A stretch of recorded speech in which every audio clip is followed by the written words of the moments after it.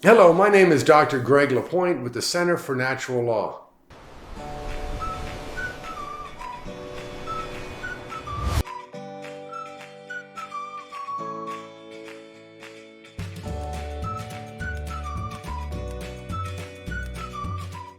The modern period in philosophy is commonly thought to have started with the philosopher René Descartes, who lived between 1596 and died in 1650.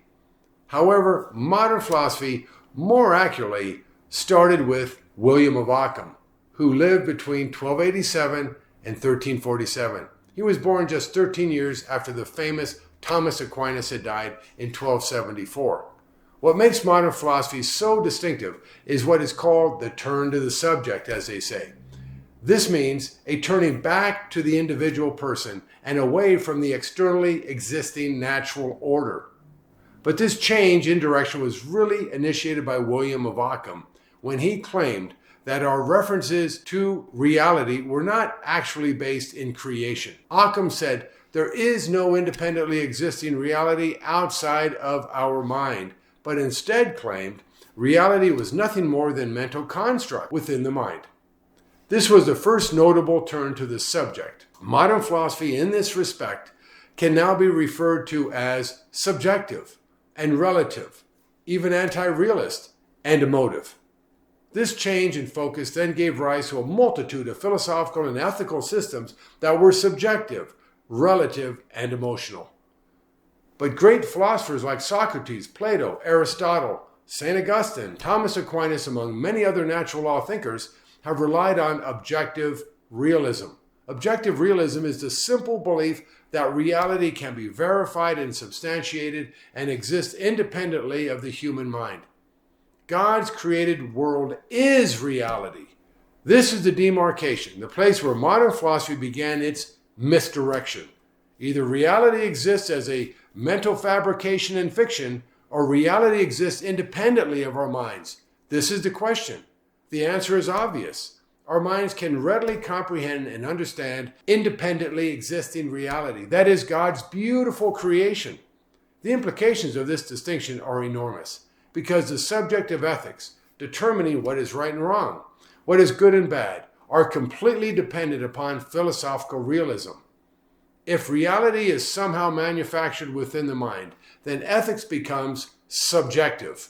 If reality is objective, then an externally existing independent reality, then ethics are objective and universal. The importance of this distinction cannot be overstated. Even the physical sciences are dependent upon externally existing objective reality. What followed since this modern period of philosophy, since William of Ockham, up to our present century, is a great multitude of subjective and foolish systems of moral theories and ethics. Immanuel Kant and the German idealists are a good example of this foolishness.